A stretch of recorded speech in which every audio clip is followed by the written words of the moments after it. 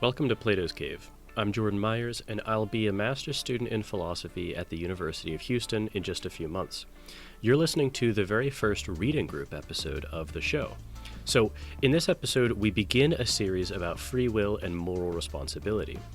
I discuss the book Free Will by Sam Harris with two friends, Adam and Giffin, because philosophy shouldn't just be for philosophers. And so, in the intro to this episode, we use Sam Harris's book because it's a good introduction to free will, moral responsibility, determinism.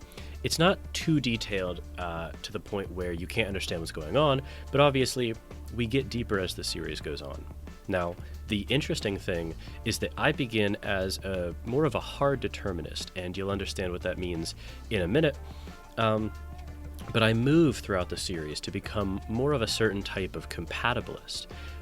Adam and I converge in that direction, while Giffin remains very reductionistic and skeptical of responsibility generally. So you'll see over the course of the series how our positions change and or move, and so this is the first of a multi-part series on free will and moral responsibility, which is one of my biggest interests and something that I hope to study a lot more of at the University of Houston. If you're familiar with Plato's Cave generally, you'll know that I've also been speaking to many professors and philosophers who have written recently or in the past about free will, moral responsibility, the reactive attitudes, determinism, etc. So this is a long-standing interest of mine, and this episode was actually recorded over a year ago. So it is an old conversation and one that I have moved from. I've changed my position from the one I espouse in this episode, but with that introduction in mind, I hope that you enjoy this upcoming series. I know that this was something that I really enjoyed recording with some very old and very good friends of mine. So with that introduction, let's get into the series. Quick note, the first 3 episodes of this series are audio only. That will change as the series goes on. So if you're watching this on YouTube, video will begin after the 3rd episode. If you're listening on an RSS feed, well, this doesn't matter. Okay, so we're going to open up the free will series by doing, I guess, a partial book review of Sam Harris's Free Will. It's a really short book. It's less than 100 pages. Yeah, it's about 75 pages, published in, I think, 2014. So one of his later 2012, one of his later publications. I don't know. I remember I came across this book. I think I read it for the first time my sophomore year of high school, or I'm sorry, of college. So it would have been right around 4 years ago. And I remember this was kind of one of my first introductions into the area of free will. And I found it very interesting, very persuasive. And I thought it was a good book. I thought it was a great book at the time. I still think it's a good book now. But it definitely kicked off kind of my interest in this area. And neither of you guys had read any of this before now, right? Correct. Okay. I think I heard like a clip of, Sam Harris talking before on the subject of free will, but it was like a vague memory. Okay. So I chose this because we're going to do a series on this topic, and it's going to obviously kind of grow and wind as it does. But I thought this was a good introduction because he lays out, a lot of the ideas that we're going to go over in non-philosophical jargonish way. He really keeps the language very accessible, and so I think it's a good way to start off the topic. So. Well, I guess first of all, what did you guys just think of the book itself, flat out? I know we didn't read the whole thing. We read the first, 47 pages of a 75-page book? Did you guys like it, hate it?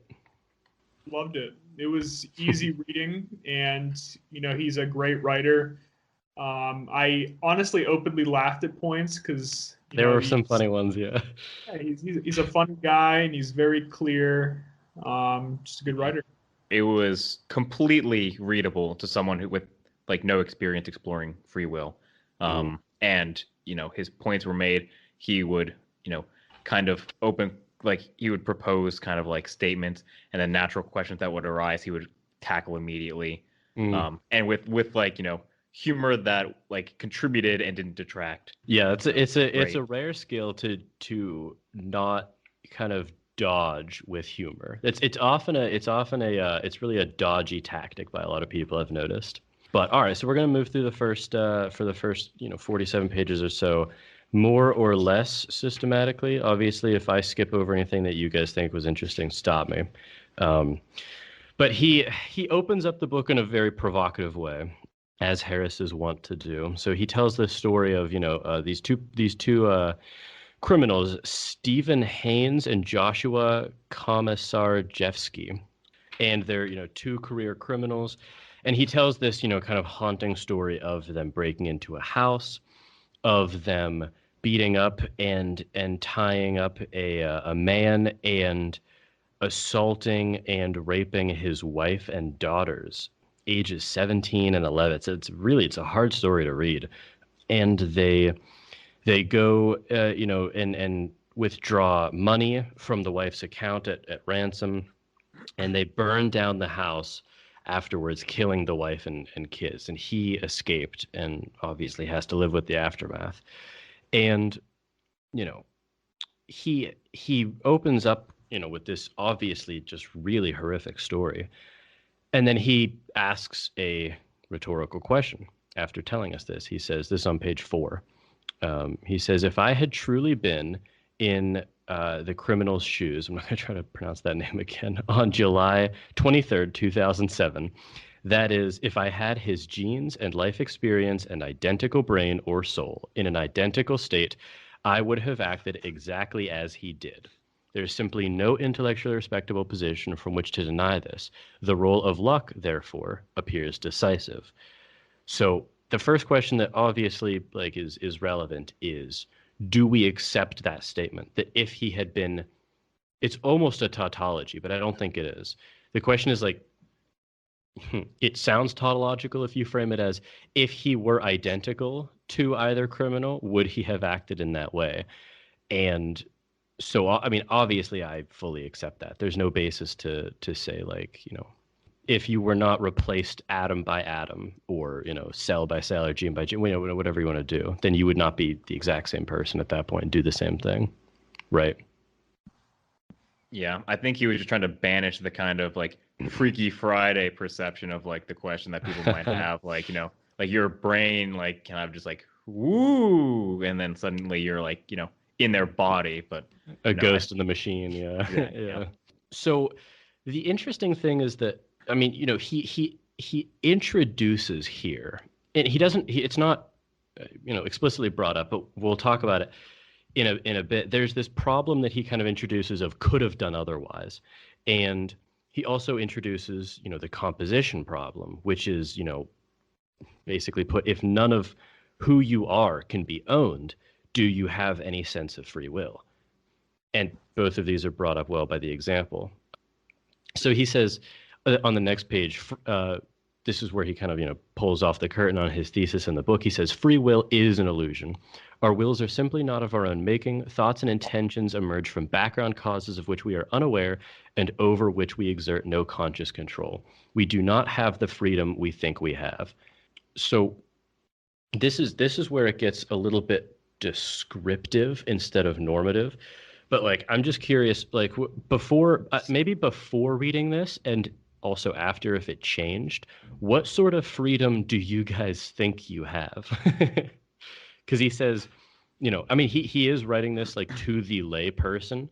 So he says, we do not have the freedom we think we have. So I'm just curious, like either of you guys, what freedom do you think you have? I would say, I mean, here's where I'm kind of at.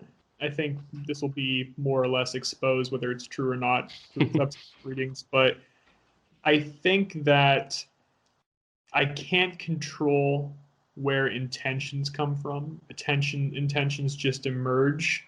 But I think, given who I am, which I also can't control, who I am will naturally discern between different intentions. And I think that I have control over that in that sense. Not who I am, because who I am is determined, but who I am at that stage, then I have I can discern between different intentions that arise. That's kind of where I'm at. Interesting. And that was the case before and after the reading, right? Yes. Okay. Giffin, what about you? Um, It's a weird question to be asked, isn't it? Like, Yeah. what kind of freedom do you think you have? Yeah. So I don't even. This might be kind of outside the scope of your question a little bit because it kind of gets into like the whole thesis. But it's like I feel like on a day-to-day basis, like that I have like as Adam said, you know, things arise in my head, like situations arise in like the environment, and like I feel like the kind of capacity, like I have a thought like, oh, maybe I'll do this, and I take a step to the left, and like, oh wait, no, this is probably the better move, and I make a step to the right. So I feel that daily. But in terms of like how free am I? Not at all. Or like, what type of freedom do you think you have? So it's so you like an experiential freedom almost. Like you It's almost like live as if you were free. Yeah, I think that's it. Okay. But I mean, so then I guess maybe that's not like the proper. Maybe there's like more to like that classification that I'm missing. But I feel like a sense of freedom in like the presentation. But I don't. I mean, ultimately, even like the like what comes into my mind, no control. I mean, I don't even have really control ultimately.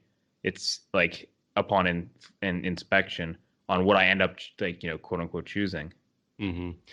Yeah, I mean, it's interesting because I think off the bat, the three of us are already in a small subset of people who will admit that we sort of have no freedom from a 30,000-foot view, like if you're just kind of, if you're looking at yourself kind of from an external perspective or objectively.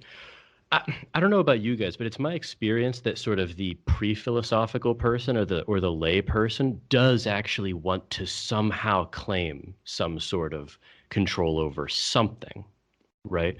I mean, people will often say yeah, I have the freedom to do otherwise, for instance, or to do what I intend to do, or I'm free. It's like you'll find a lot of this in kind of common sense morality talks with people, is that it's like I'm responsible for my actions. That's like a super common thing that like I'm sure we've all heard our parents or grandparents say, you're responsible for your actions, or I'm responsible for my actions. Mm-hmm.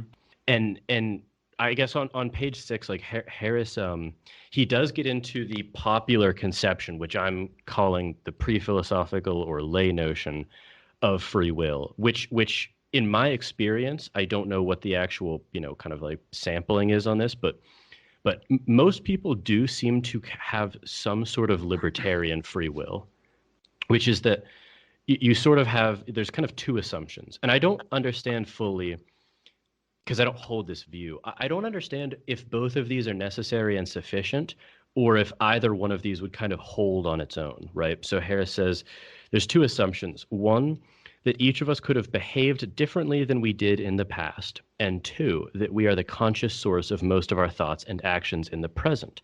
As we are about to see, however, both of these assumptions are false. I don't know. Do you guys agree with me that I do think actually just the over 50% of people with no philosophical training would believe those two statements to be true about themselves? Yeah. I go even way higher than 50%, honestly. Sure. I was saying just like, I don't know what it is, but it's a majority. Yeah, no, I mean, if you had to like put me at a number, I'd go as high as like 90%. Like I really think that most people would be like, absolutely. And it is like very heavily ingrained in like our culture, like in broadly in the West, and to some extent, like penetrating most of the world. Well, it also is. I mean, Harris actually almost nicely really doesn't really talk too much about religion in this book. I mean, he mentions it offhand, I think, in a couple places, but like, yeah, I mean, religion plays a huge role in people believing that. I mean, the notion of like, a soul, for instance, or that, God gives us the ability to act with free will. I mean, it makes no sense. God gave us free will alone is a statement which, like, 60% of Americans would believe. So, I mean, from that. I mean, I also think, though, honestly, that when you ask people this, divorced, you kind of don't even hint that religion is at play here. Mm-hmm. Even then, I think the majority of people, sort of irrespective of their religious views, would sign off to these two statements. Agreed. I mean, it also forms kind of a basis of our like political and legal philosophy that's been developed like since the Greeks. So, I mean, Yes, whether yeah. you divorce like culture from religion entirely, you still get the same kind of majority or supermajority who would agree, I think. Mm-hmm. Now this is I Giffen, your sort of experience of having acting as if you have free will is interesting, and I want to explore it. And Harris follows up my initial statement with another one. On page 6, he says, but the deeper truth is that free will doesn't even correspond to any subjective fact about us, and introspection soon proves as hostile to the view as laws of physics are. Seeming acts of volition merely arise spontaneously. Whether caused, uncaused, or probabilistically inclined, it makes no difference, and cannot be traced to a point of origin in our conscious minds. A moment or two of serious self-scrutiny, and you might observe that you no more decide the next thought you think than the next thought I write. And so I just had the question, like, what do we experience? Do we feel like we have some sort of freedom now? And Giffen, you already explicitly answered that, but Adam, since you didn't default to answering that question, what do you think about that? Yeah, I don't know. I would say that I think I don't know. I still preserve a little bit of like the free will aspect to it. I don't know, because like for me at least, like it feels like almost like we don't control our thoughts. Like there's no question about that. Like they just arise. Hmm. But at that point, they seem to sort of like bounce off kind of conscious experience at that point, and you have kind of a certain reaction, positive or negative, to them, and you don't control that reaction to it. But I mean, that is who we are. Like we are our conscious like experience. Hmm. So I think like, it's it's almost like I don't know, a little bit like reductive at that point to say like, oh, okay, well, you can't control who you are. It's like that's true, but at the same time, who I am is kind of reflecting on thoughts that appear in my mind at that point, Hmm. and I can then act upon those because it's like, okay, say like I have a I don't know, like an immoral thought pops in my head, one that I would recognize as immoral based on sort of the like moral constructs that I've put in place, right? And I have like a negative reaction to it once I like, it appears consciously in my head. At Hmm. that point, like it's now bouncing off my conscious experience of that thought. So therefore, I won't act upon it, even though I don't control my reaction to it in a Hmm. sense. Do you get what I'm saying there? I Does that get make what you're saying. I, Yeah. for me, like, like that still preserves some aspect of free will for me. I don't know. I get what you're saying, and I realize I don't want to do the unfair thing of only playing with your guys' cards on the table. So I'll give my answer to this as well. I think because it looks like we have actually a nice spectrum here. So I would put myself at the far end of the other side of the spectrum. I guess opposite Giffen, and it seems Which like is Adam, you're so I sign off on basically everything that Adam said, but with a few distinctions, and I think the distinctions are important. So I, like any person on Earth, live kind of experiencing what Harris calls, the illusion of free will. Some, most of the time, obviously, something like 90 something percent of the time, right? But whenever I whenever I actually just happen to introspect at all or notice anything, I am immediately confronted with the experiential reality. So like I get all the conceptual arguments and everything too, but just the experiential evidence of an utter and total lack of anything resembling free will. It's not even in just the moments that I'm trying to do it now, and it's just like I don't it is inexplicable to me how I choose any word to even say to you guys right now. Like I'm choosing the words. Like, why did I just say I'm twice there? Do you know what I mean? Like, I have absolutely no position to understand why. And I have no position to understand why I'm saying the sentence that I'm saying now as opposed to any other string of words I could be stringing together. And when I make a grammatical error, as I probably just did, I that just comes over me. Like I don't experience choosing those words. Like I almost experience saying or finding out what I'm about to say at the same time you guys are. But if I'm not paying attention, which you obviously can't be for 99% of life, you're just doing things, right? Like then I do slip back into the illusion of like, yeah, I'm doing this of my own free will or whatever. It seems like I'm doing that. But I guess the difference between me and Giffin and maybe me and Adam, I'm not sure, is that uh, any moment that I have that is closer to the introspective side of life is synonymous with just the obliteration of any idea of free will. Um, and I think we can get into this more as we go through the book. But does that make sense? At least have I explained myself semi-coherently? I'm not 100% sure how that sits us on the opposite end of the spectrum, but I think I understood like at least your argument a little bit. Am I misunderstanding what you said then? So it's not even an argument. Giffin was closer to you, actually. I thought I was the one farther. Yeah. I thought, yeah. Wait, did you cut out for me, Giffin, or something? I thought you said that you walk around with the experience of pretty much having free will. But you do too. A feeling like I do. The time, yeah. Yeah. So the reason why I guess I was saying maybe I didn't explain myself super well then. It's sort of like I think we're all kind of susceptible to the illusion, right? Because I mean, it's almost synonymous with doing things that you are like the source of action to them. Like I don't know, you couldn't, maybe it's possible. Maybe there's like a state of mind that I've never experienced where you can actually just observe the contents of your mind completely while also doing things. But that's tough for me to do, at least, right? But the thing that I'm saying is that it very often, almost imperceptibly, is the case that many, many times a day, I'm confronted with just the experience of not having free will. That seemed to be very different than Giffin, right? Giffin, you didn't seem to claim that you had that latter part of my experience. I mean, in terms of the experience aspect of it, I guess I would say like I don't feel like daily I kind of confront the fact of free will, partly because I haven't like read much into it. But I mean, sure. When on those instances when I do, I mean, I really don't think the idea of free will like exists at all.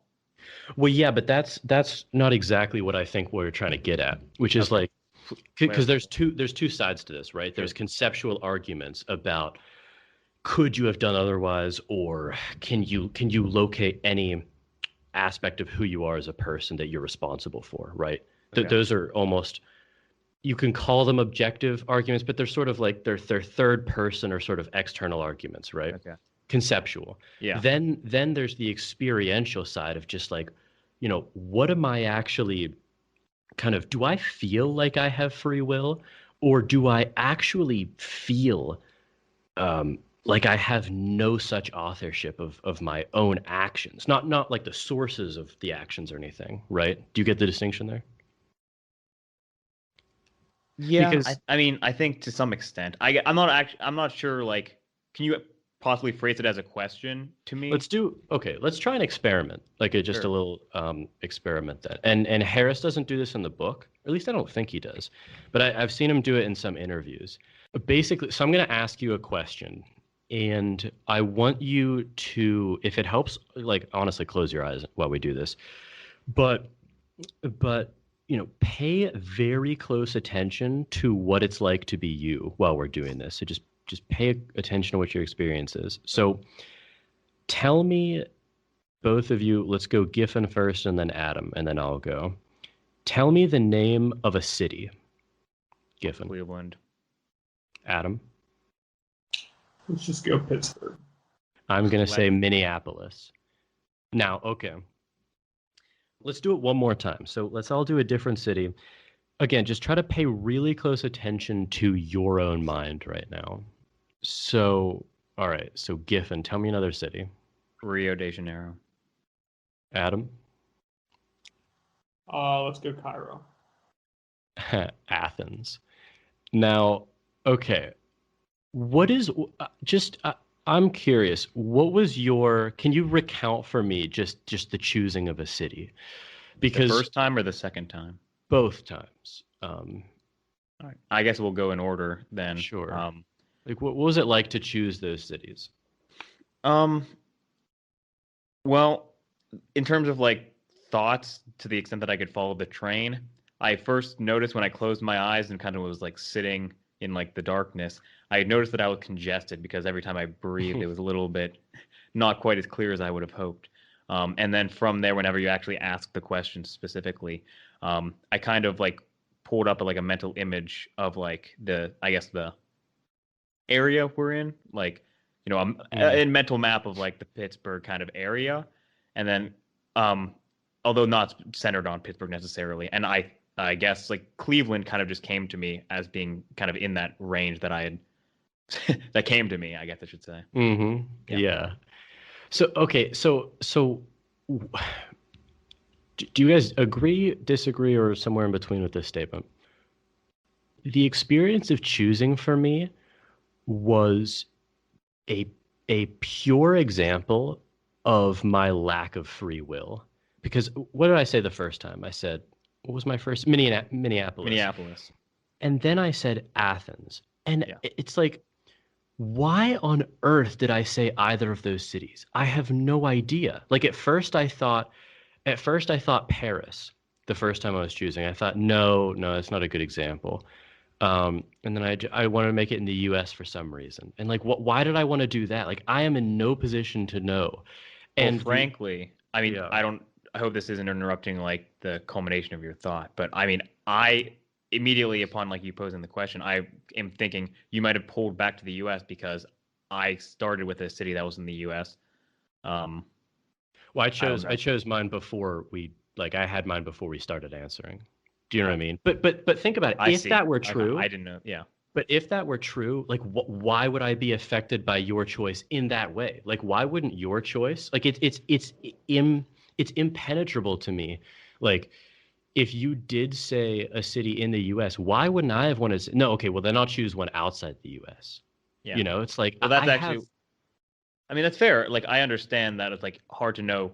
Like it's not even hard to know. I'm saying it is impossible to ever know. I guess know what? Why you do anything. Okay. Well, I mean, what I'm imagining here, like in kind of this conversation is, I don't know if Adam, this comes to your mind as well, because it seems like Jordan's a little bit outside of our perceptions right now. But it seems to me that like the first thing that's coming to mind is like, I'm imagining an experiment they do where like you do this drill and like, you see what happens whenever like the first person who speaks says like, a city within the U.S. versus outside the U.S. And maybe that informs the probability of the other person choosing inside or outside the U.S. But I also don't know if you chose before I said what I said or not. I don't know the exact timeline from when Adam decided on the city you wanted to say. The second one, I actually didn't choose until after. I had just after I had said Rio de Janeiro. Until both of you actually. I didn't choose Athens until after both of you had spoken. Yeah. And actually, I mean, yes. So like, what if yours being an international city affected mine being an international city, right? Yeah, I mean that's what I think like may have been the case. But again, do you? So it could be, and it could not be. Yeah. And I have my experience of choosing that city is to be confronted with the fact that I am choosing Athens. Like, there's no sense in which I am actively doing anything there. Like, I find myself choosing Athens at the same time you guys do. Do you know what I mean? Even if you have something in your head before you say it, like I chose Athens, then it's my turn. You're waiting on me. Okay, Athens,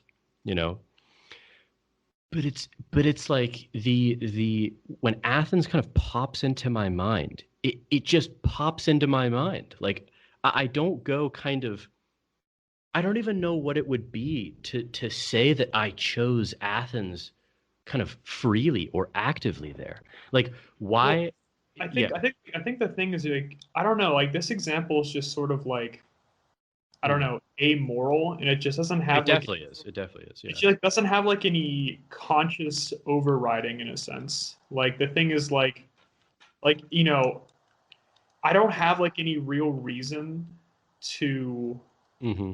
like change the city except for the fact of just like preference per se. Sure. Yeah. So like I don't know, I don't like this example as much just Mm-hmm. because I don't know. The thing is like in more consequential decisions, I feel like there's more of a conscious overriding of who I am, even though I don't choose who I am. Mm-hmm. You know, like, and with this one, like if say Pittsburgh like popped into my head, like consciously I recognize that Pittsburgh has popped into my head, but I don't really have like any reasons for changing that, say, you know, Mm-hmm. because like I mean, unless I'm the kind of person who wants to try to get tricky, you know what I mean? Like, and wants to try to, throw you off your game here. But, and I, don't have any choice over that personality trait. But at the same time, there wasn't really like kind of a strict filter this went through, say, if you get my. Okay. So I want to see if I'm understanding you correctly. Are you making an experiential distinction or a conceptual distinction or both between picking something with kind of amoral stakes, there's nothing, there's no consequences here, versus a larger, very focused life decision or choice to be immoral or not? I think it's both. I think it's conceptual. I think Okay. I think it is a conceptual difference I'm making there. Okay. I, Okay. I think I don't know. I think this Interesting. I think this example is a little too narrow to actually like flush Sure. the point. It's So it's an incredibly simplistic one. I think And what this demonstrates is that like we don't have any, we have no freedom over our thoughts that pop into our head. But I still think there's like a distinction to be made over like our conscious experience with the thoughts that simply arise in our heads. flush that out more. Yeah. So like the fact that like, okay, so we don't have any control over the thoughts that arise in our heads, Hmm. but then those are kind of bounced off our conscious experience in which if, those thoughts align with who we are, even though we don't choose who we are, then we can act upon those or choose to reject Sure. those. You know, I and it's think I don't mean to be pedantic here, but like I think I'm getting what you're saying, but I don't know. Can you choose different language to explain what you mean by thoughts kind of bounce off your? recognize them. We recognize them. So like Okay. it's a Okay. conscious recognition of thoughts as they arise. Hmm. So and if they're more consequential, like some appearing like in the moral sphere, in Hmm. some sense, then you know who I am. Like it's not like I'm simply like at whim to my thoughts. Like thoughts don't necessarily like dictate action. I think they have to go through a filter of conscious thought. So I mean of conscious experience. I mean. Hmm.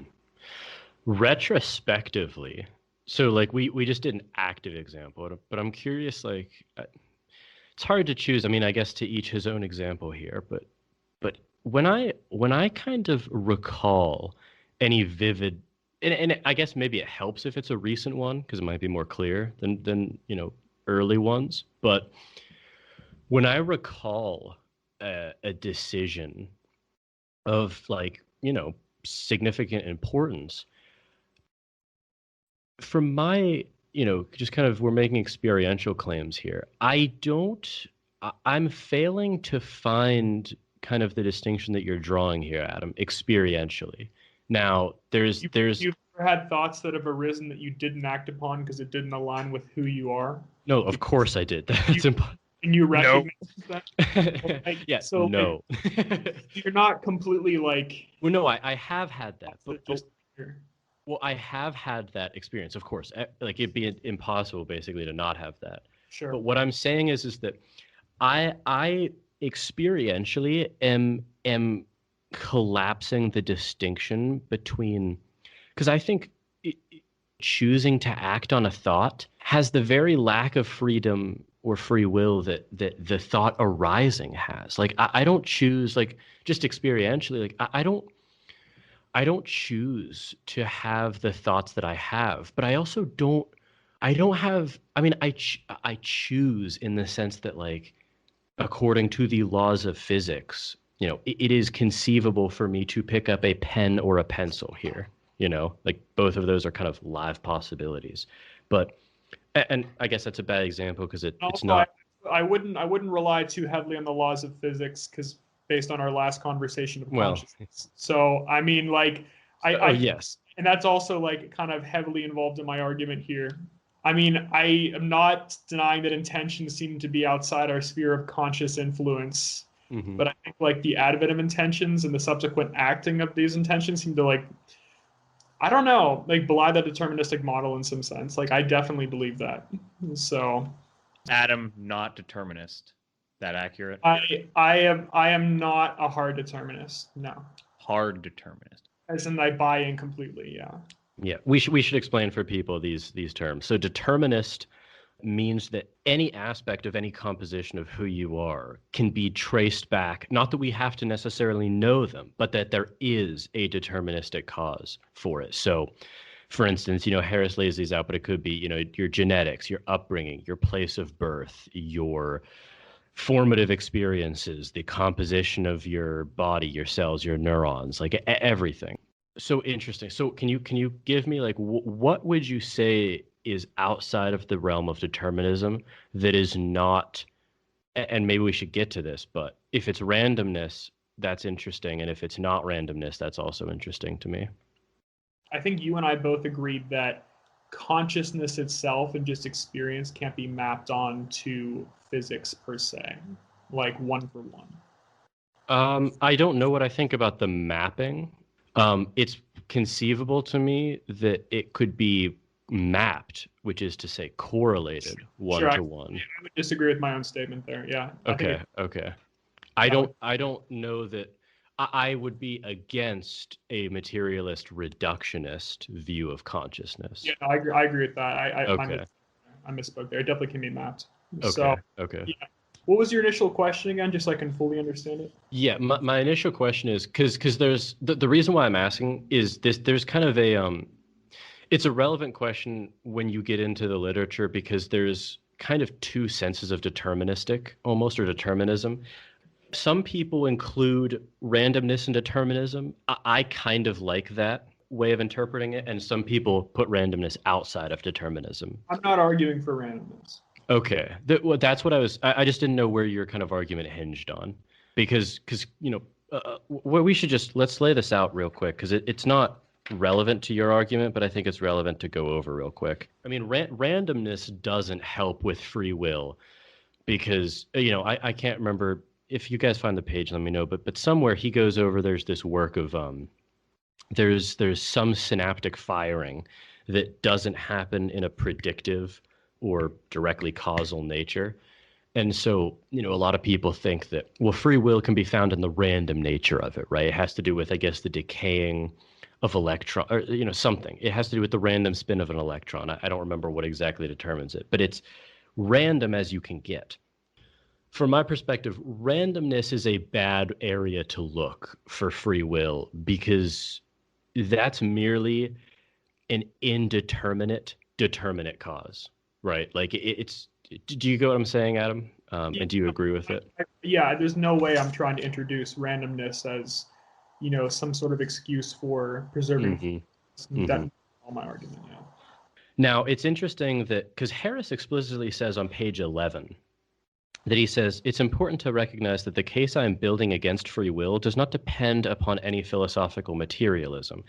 And I think that's good to clarify because that I do believe that really is a red herring in this debate because I think you can argue, now I'm not saying any side is right, but you can argue almost any position on free will from any consideration of what consciousness is, right? Like I just don't think that has any bearing on it. And one thing that I've actually changed my mind about very drastically on this topic is whether or not it's funny. I actually got a paper published in Pitt's kind of like undergraduate journal about this, and I would now disown what I wrote in that paper because with respect to what? Yeah. So with respect to what Harris talks about on page 8 and 9.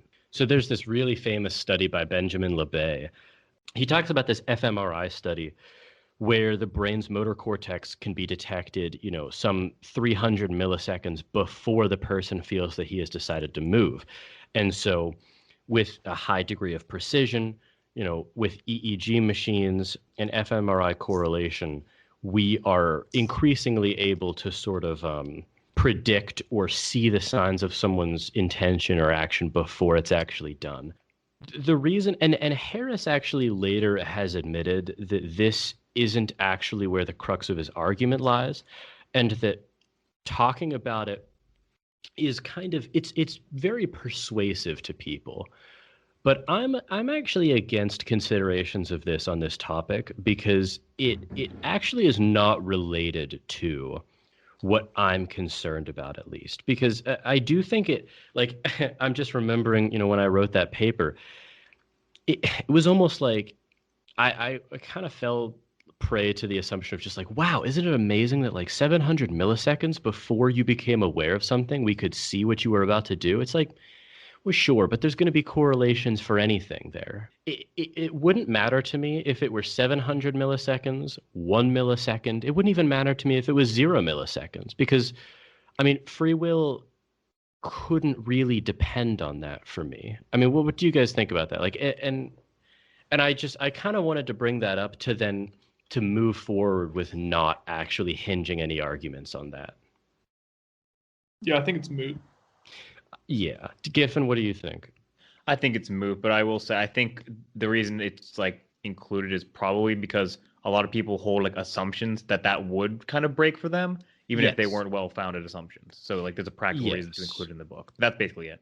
And it is rhetorically persuasive, Yeah. especially to people with kind of lay pre-philosophical Exactly. notions. Yes. But again, I'm not even sure that a negative time differential there would actually give me any robust reason to believe in free will. I don't know what negative means in this case even. Well, so You instead do of something and then you predict that it was done. no. I mean, Instead I'm of being genuine. I'm not sure what negative means.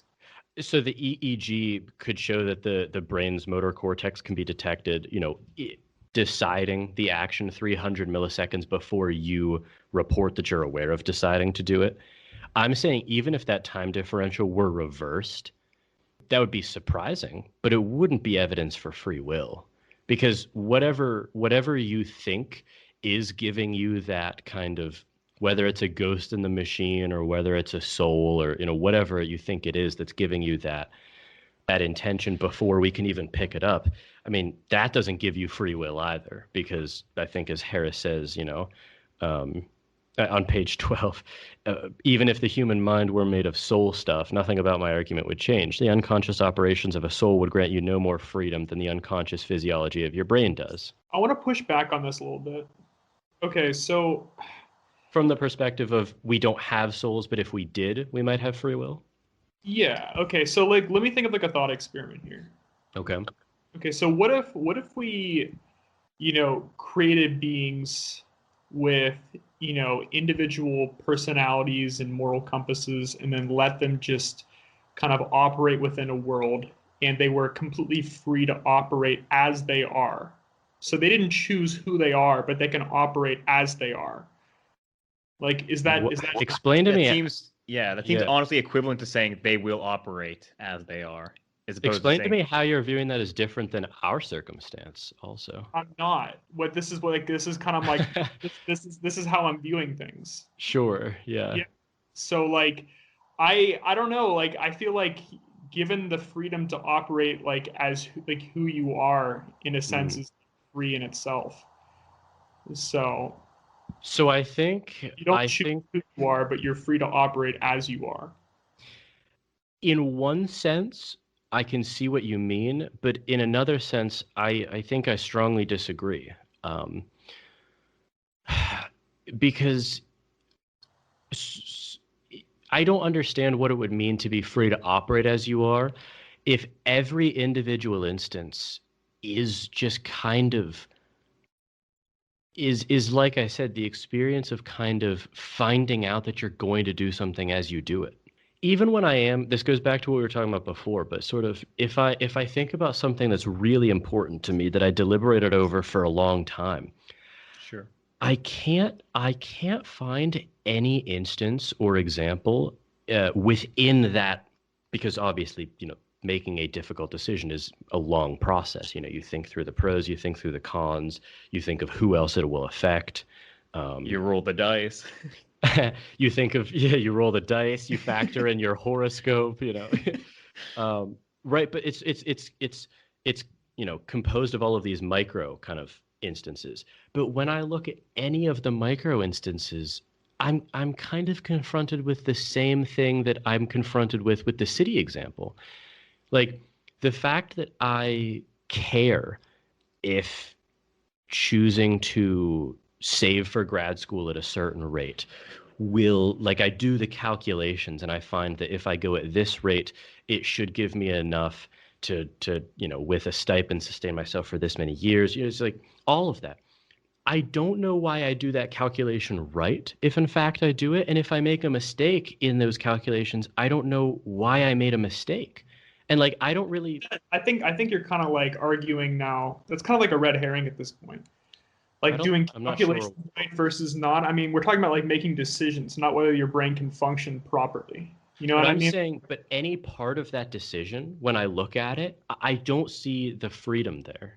Even down to sort of like why I even value, like why, like you can ask that question of almost any part of that decision. Like, why do I want to go to grad school? It's like, It's who I you can are. tell.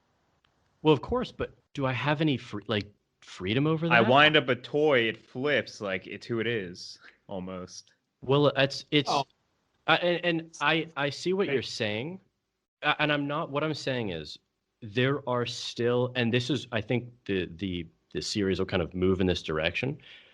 I'm not making a lack of a distinction at all. I'm not saying that like all of my decisions fall under the exact same conceptual bin. Like there are conscious and unconscious things that I do. Do you know what I mean? And there are also distinctions to be made where I make thoughtless decisions and decisions that I think about for a really long time and like give heavy, thought to. But I don't experience free will in any of that. I mean, you're stating that. You know, like What? I I mean, you kind of like you made the argument and then just kind of like threw in at the end that you don't experience any free will. But I'm saying that like it Hmm. just depends how you're viewing free will in this sense. Like you guys, I think you guys are kind of like negating the fact that um like acting as you are in a Hmm. sense is free in itself. I mean, like I honestly can't conceptualize any other conception of free will that I had before that than, you know, like would I act, differently than who I am? I mean, I don't think anybody has that idea that you're going to act like, you know, No, that would be precisely the case of like I don't know what came over me, you know? yeah. So it's like Yeah. most people are under the impression that okay, it's like you're going to act based on the kind of person you are. Hmm. Right. So, and the thing is, like, if you spend, months at a time thinking about this, like, kind of mulling over important decisions, eventually, like, your actions will reflect who you are. And in a sense, to me, that, like, there's some real free will associated with that. I don't see free will associated with that, honestly. Hmm. Like, I don't know. Wouldn't it be the case that you're just then conforming to what you happen to be, which then there's no basis of free will anywhere there either? It's like you kind of said, Like, you're acting upon it, right? Like, you've done things corresponding with who you are. yeah, of course, but that isn't that sort of the very point. I mean, none of us can own any part of why we are who we are, you know? Sure. Sure. So, but then acting, I guess I don't understand what it means then to kind of, I'm not understanding where the free will is emerging for you, or maybe like some type of freedom, but it's not free will.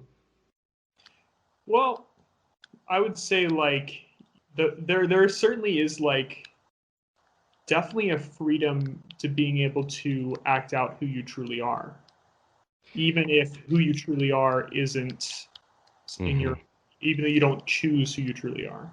Adam, you're like phrasing things in a way that I'm not 100% certain of like the argument, and I know this is kind of difficult to like form the most appropriate language for, but you're like, at least I am who I am, but I don't like who you are, like you have the freedom as who you are. But I honestly don't see that as much of a distinction as saying like, you know, the I mentioned this before as like a kind of toss away, but like if I wind up a toy and like it ends up flipping 3 times before like the wind crank kind of like stops moving, it's like like it is who it is. Like I don't where does like the choice come in at all? Like I kind of feel like almost a wind up toy.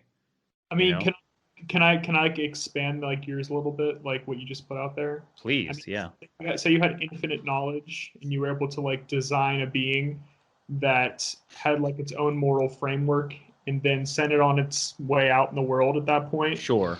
And then that being then encounters situations where thoughts would arise in its head, and Sure. then it would consciously recognize those thoughts and Sure. then act upon based on who it is.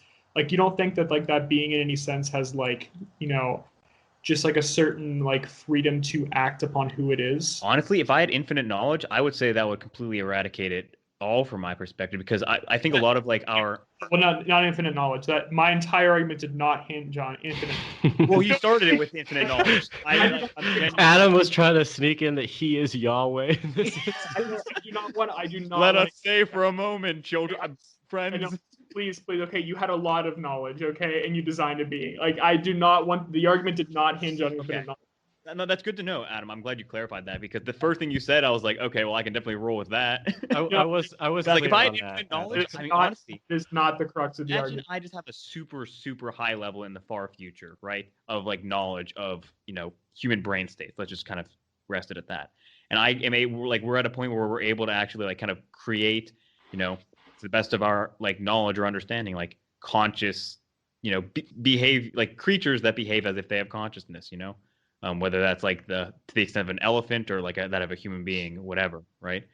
And you like set up like some sort of either an experiment or a simulation, okay? Like that's our degree of knowledge is so high that we can simulate a lot about like our world, orders and orders of magnitude beyond what we can do now. And you kind of set up like a kind of construction, right? It's like inside the simulation you have a, like the creature's fully functioning brain or whatever, right? And you kind of set up every like molecule by molecule, quark by quark. You set up with all the rules in place that we were aware of, right? You set it up to like this one instance, like maybe it's like reaching out its hand towards something, right? Like the creature in the simulation, right? You hit play and see what happens. You go back and you try it again, the same exact situation, hit play, see what happens. Go back again, hit play, see what happens. I'm kind of, and this is a kind of like, I guess, getting at determinism. At a certain point, it does the exact same thing every single time. And if it does the exact same thing every single time, even if it is behaving to the best of our knowledge the way it like we would, right? I don't see how there's like choice in that. Like I think there's a certain uncertainty that comes with us not knowing anything close to that amount of knowledge about physics or like biology. And that kind of is like a haziness that, you could project free will onto. But I don't actually see, like, if I was infinite, I know this wasn't part of your argument, but if I had infinite knowledge, or like infinite power or something, like from this moment, if it kind of was stopped, played, roll it back to the exact same physical state, play again, the exact same thing happens millions and billions of times over every single time. And I don't see how the sense of could have done otherwise. Yeah, so could have, and like you saying, like the creature could have done like gone to the left versus right. To me, you're basically like making the argument like, well, based on my knowledge, like I didn't have enough knowledge to know whether it was going to go left or the right, but the way things were, it went to the left. Whatever it happens to be. Yeah, so based on like I don't know, like the framework you described there, I probably wouldn't disagree with anything. But it just for me, like I think listening to you kind of, I don't know, showed me why we disagree. Just in the sense that like I don't know, I think there's like a very non-deterministic way that thoughts arising in our heads interacts with conscious experience. I'm just like really not sure that like that's deterministic in any like in any fatalistic sense in a way. You know what I mean? Yeah. Like I'm using fatalism wrong here, but I'm just saying like it's not determined necessarily how thoughts arising in our head interacts with conscious experience. I have a question. I think it's determined, but Jordan, I want to hear what you have to say.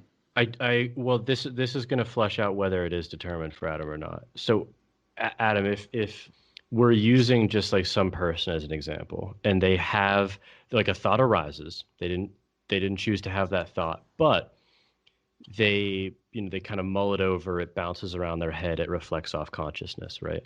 And then they act upon it in one of two ways, or what I guess one of infinite ways, or something like infinite ways, just many ways, right? If we rewound the universe to right before that thought popped up and then hit play again, are you saying that something could have come out differently? Maybe. Okay, see, I have that. Okay, then I very adamantly disagree with that. Yeah, No, I don't. I don't think I do. Oh. But if it were to come out different, that doesn't give us free will, because the only thing that I can conceive of is some change that agent has no control over anyway. Well, I grant you that if you kind of reset the physics of the thing, the world into that scenario and then hit play again, the same thought arises. Yet, random spins of electrons could determine that neurons fire, differently each way. We are excluding randomness here. Well, then I have no idea what lies outside that bound then. So it's not anything Physics. that we can, it's like that we're approaching some sort of weird soft dualism here, unless we're not. If we have the same exact physical like parameters of our universe playing over and over again, and you're excluding like random quantum mechanics as playing a role at all, like where's the maybe? Just to clarify, this is not your point here, but I'm not excluding quantum mechanics, right? Like this is just, I'm saying it's not. But isn't that randomness? Yeah, I thought that was just. I'm saying it doesn't hinge on the argument like that I'm trying to make here. Oh, you're admitting that it exists, but that's not where you're locating the indeterminacy. Yes. Yeah. I don't know. I'm genuinely for me and curious. Jordan. I think it's like if there's indeterminism, it's because like to the extent of our knowledge of physics, like there is like randomness at the quantum level. But if you're saying like your argument doesn't hinge on like the randomness, we can just say like that means you admit that. Like I don't know where like you can say that, like take away randomness, but admit that it like you can play it over and over again and something different happens that doesn't have an answer in. I'm very confused now, because I was about to explain how I thought we disagreed, and it's not how we disagree apparently. Well, I guess to be fair though, I think you guys have kind of backed me into a corner where I think I've been made to say things that I'm advocating for. Rather, I haven't fully bought into determinism. So it's like, I think it's like the distinction is really, really important here. That I've pointed out that I think there is a really important interaction that, that conscious experience brings into it. And maybe I said things that maybe don't align, such as things could have happened differently. I don't know. Maybe they couldn't have happened differently if, any randomness is taken out. Then maybe it just naturally follows that things would have happened as they are. But at the same time, like, I feel like I've been pushed away from the original argument, my original intuitions here, and I'm not necessarily advocating for any sort of dualism, but I haven't fully bought into determinism either. I think that's where I'm at right now. And you mean, so we're referring to determinism as all possible causes plus randomness. And you haven't fully bought into that. Yes. I am failing to understand why. And I'm curious because I don't know if it's obviously impossible to know because now we've had this conversation, but like, it seems odd to me that you would say that on most other subjects, right? But sort of like because you're wanting to maintain some sort of freedom, then if that's the conclusion, it almost bites the bullet of that conclusion. Do you know what I'm saying? I know I would disagree. Like, I mean, I wrote like entire notes like based on the reading here of like, thoughts that popped into my head, and I gave some considerable thought before this. So it's not like anything reflexive here of any Yeah. design I wasn't interpretation. saying like in this conversation it was. No. The piece of paper that says like Blorange. Like, what popped into my head? Blorange. Sorry.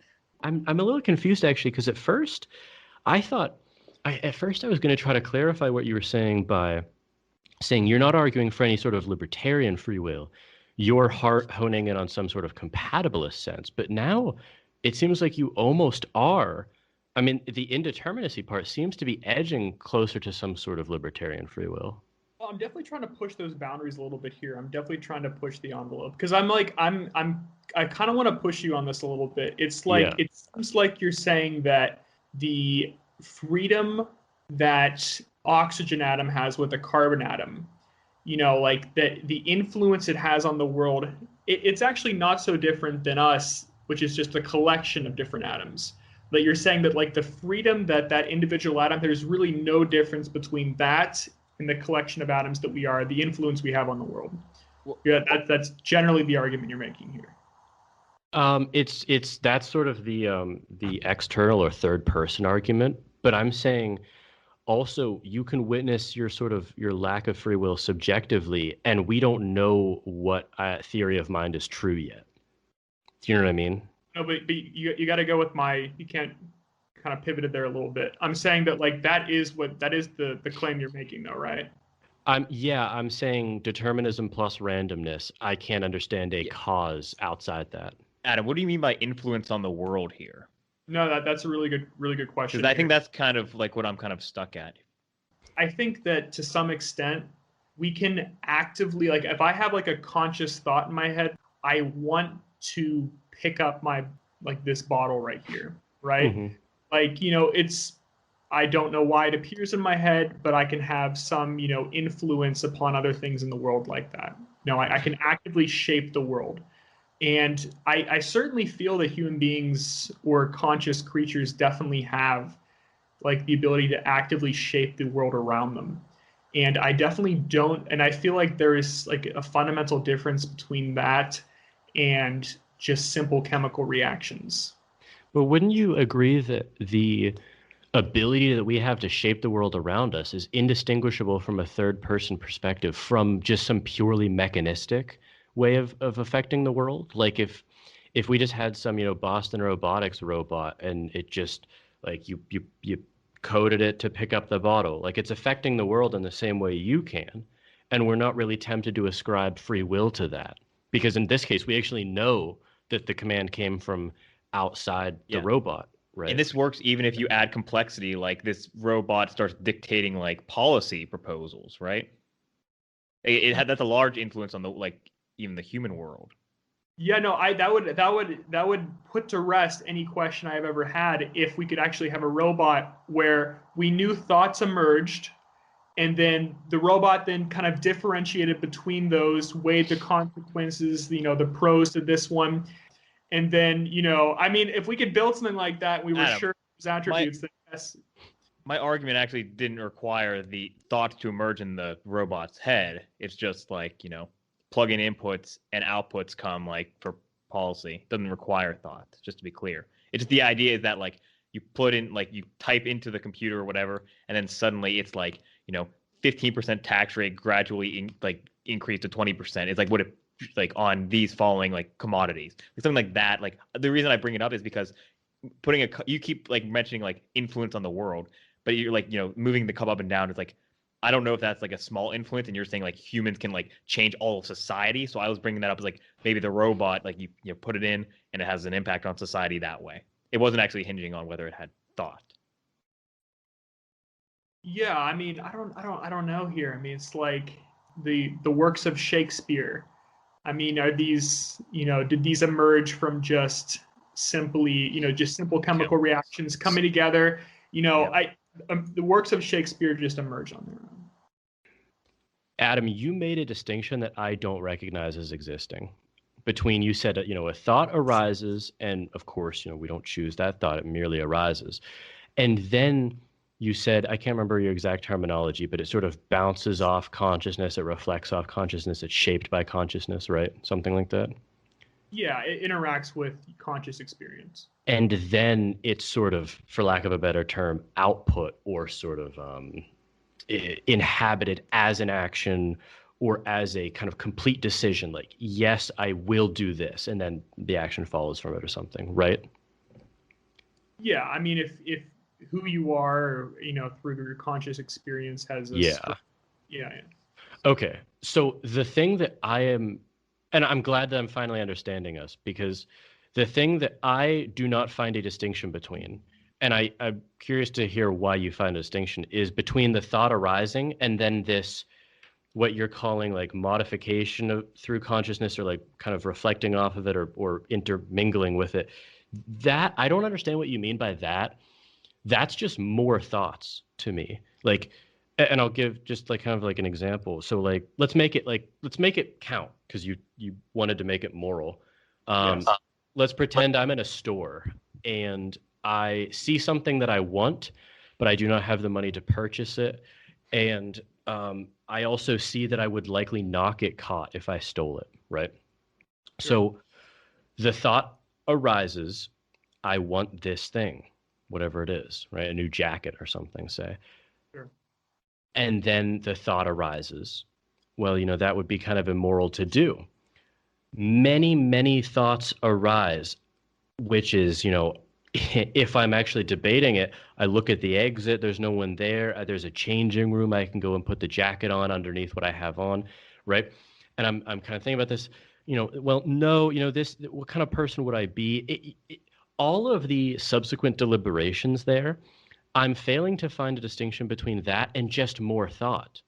Like in the case that it's like, because you say, when you act kind of, you don't determine who you are, but you act as you are, and that's where the freedom lies. But acting as I am is comprised of just a totality of thoughts that I didn't choose. Like, and whether I settle on one action or another is itself it just arises. That intention arises like a thought. I mean, I'm failing to see a distinction there.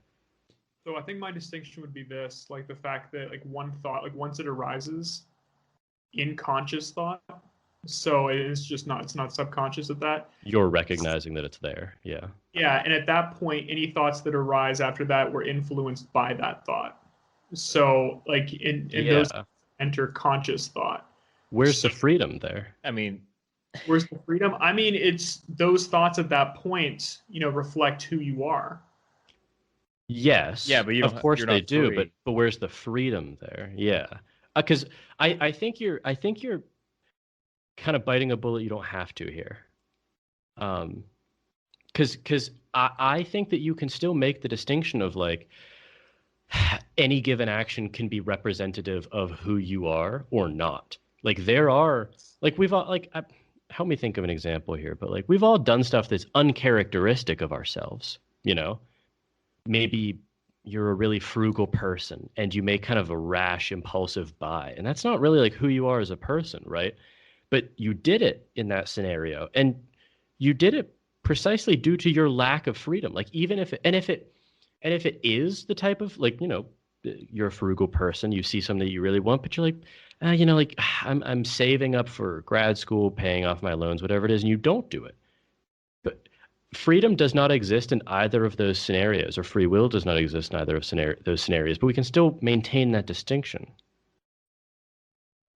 Hmm. I mean, I understand. I've understood like from the very beginning where you guys are coming from, but I don't think you guys have ever fully understood the subtlety of my argument here. Like in kind of like in just like when discussing like the difference Okay. between I think this would have to be like a part two, so I can actually write out like a real thesis here, because I feel like Unless I'm wrong, it has to be something in this where you're maintaining a distinction between a thought arising and then the conscious interaction with that thought. And I'm saying, but if you think about it, or maybe notice it is a better word, that's just more thoughts. When you They say happen- conscious interaction, you're just saying thought again. Actually, it's a kind of a good point, Giffin. Yeah. Sure, but like I think that was like the difference there was that with Jordan's initial city example, like Mhm. we mainly focused on like the initial thought, the initial randomness that sort of just emerged. But I'm saying that subsequent thoughts after that are then influenced by that thought because like you have now a conscious recognition of thoughts in your mind. So like any thoughts that come after that are then sort of a reflection of who you are. And the ability to think and then act on who you are is in itself freedom. So That seems to okay. That what you just said is very much a compatibilist idea, not a libertarian idea. But then you're adding in indeterminacy, which I don't know why you're doing because I don't think you need to preserve that statement. And that moves you closer to some sort of libertarian argument. So I'm we'll confused we'll because yeah, throw out the second half then. We'll throw out the second half but not because if you don't actually believe it. Do you know what I mean? Like no, because that's one vein we went down in yeah. which I had no model to describe how things could have been different, but it never hinged on where I started. So I'm happy to throw out that half, So but you're no longer advocating for any sort of indeterminacy. no. Okay. Then I understand your project more, but you're not I just you're not throwing it away for argument's sake, right? You're actually disavowing that in what you hold to be your position now? Yeah, I mean, like I'm happy to disavow that because I didn't. I mean, I think we all kind of arrived at that position, and honestly, that's not one I held before entering this argument either. We arrived Okay. at that point, no problem. Things couldn't have been different. I'm much clearer now because now I understand the framing to the argument now. Okay. Okay. So what I'd like to finish this episode with is Giffen figuring out because we never fully closed the loop because we got caught up in Adam's position for a long time there. But Sure. if we can, I want to figure out where, if any, the distinctions are between you and I. Yeah, sure. I'm not. I mean, hopefully you're going to be willing to do some of the work there because I'm not trying articulate No, enough to know the I, distinction. I So I'll let's be see. happy to carry the load for us because I'm not sure. It seems that conceptually, at least, we very much are of the same mind so far. That's not to say that we might differ on the subsequent episodes. Yeah, I think Um, that's fair. but I wanted to return to that experiential side of things. So what did you make of what I was saying about sort of it being a lack of free will all the way down, even through sort of the most consequential decisions? You can actually just witness yourself you witness yourself kind of arriving at the answer when you find out what your answer is. Like there's no freedom anywhere experientially. I don't know. There, I think there might be a little bit of a difference because whenever I like think, whenever you posited that, I'll just explain my train of thought and maybe you can kind of flesh it out from there. I was thinking like, well, I mean, it's true, like kind of instantaneously at the moment, like it did appear, but like I can at least like upon reflection associate it with like, you know, previous environment or previous thoughts. I'm Mm. not sure if that has any bearing, but like for example, like whenever I said Cleveland as my answer for the city that appeared in your head, I think we actually talked about Cleveland a few times like last night. I guess the only thing I'm really claiming is that Yeah. upon reflection, I could see how like previous events or previous like we can even just say like externally, like just the Yeah. environment could have informed this like the decision that was made, I should say, whenever Mm. I spoke. Um, that's basically all I'm kind of bringing forth. Okay. So if You I can see understand if you that. correctly, so if I understand you correctly, and this might be where we do differ then. Sure. So you're saying it's sort of able to you're able to um, in the past sort of see your lack of free will, but that you can't actually kind of in real time experience yourself as not having free will. Is that closer to correct? I mean, I don't really know what constitutes experiencing a lack of free will, frankly. Like I think I get like only a gist. I'm just not like certain enough about what you mean to like give like a yes. It's kind of like a, I see what you mean. It's like Cleveland popped into my head, and it's like I didn't feel like a sense of it, like it popped in, and that's basically like it. I don't know if that is like what constitutes experiencing a lack of free will or not. Yeah, I mean, if it does, then it is. If it doesn't, then it isn't. Well, it's just every part of everything you do. I mean, like, so let's go back to the consequential one, because that seems to matter more. Like, Sure. You're deciding whether to kind of spend something spend on something frivolously, right? You know, and you're kind of all of these. If you just kind of just imagine what it would be like to do this, it's kind of going to be just like a flood of all of these different considerations, and all of those will pop up, and you'll deliberate about them, but that deliberation will be individual instances of just popping up of weighing them differently, and then you'll come to a conclusion, and even that conclusion, the conclusion will just kind of pop up, for lack of a better word. And I guess I'm just curious, and I can't answer this because I don't know what you experienced per se, but like I don't know if you're agreeing that retrospectively that makes sense, but that when you're actually doing something, you're, for lack of a better word, kind of caught up in the doing of it. And you're almost embodied in like a feeling that you're actually authoring these agentic maneuvers, and that it's only in retrospect can you see, well, of course, these were all just instances of a lack of free will. I guess that's, I still am honestly like a little bit uncertain. Like, because let's go like with a yes or no question, maybe. Like, whenever I am like in the moment, it's like Cleveland popped into my head, without any kind of sense of like I will thus like think it's inconceivable. You know, what would you you would have to think it before you thought it. I mean, so that's, I mean, is there at that point, after me having said that, is there still uncertainty from your perspective about like what I believe, or is there like another question you can ask subsequent to that to like clarify two possible beliefs I could have at that juncture? I'm not sure at that point. Like, I'm just unclear of whether you are able to like, I mean, maybe this helps. Like, I'm not consciously aware of my lack of free will in every single moment of every single day. Yes. Like, I mean, no, obviously not. I don't pick up a piece of toast and I'm like, good Lord, the lack of free will is overwhelming. Like, you know, like I don't know if that actually, I'm being genuine. I'm not sure if that's what you mean, because you seem to be like every kind of moment I reflect is instantaneously associated with the lack of free will, or like a knowledge of lack of free will. No, but the moments in which I'm not aware of it are almost distracted moments for me. But I do live like everyone does 99% of the time in those distracted moments. Okay. I understand. Yes. Okay. All right. Well, I think, unless there's anything pressing for the rest of this episode, I think we can end it here, where I think we've done a good job of sort of laying out the issues at hand. We will be sort of moving into areas of compatibilism on deeper issues.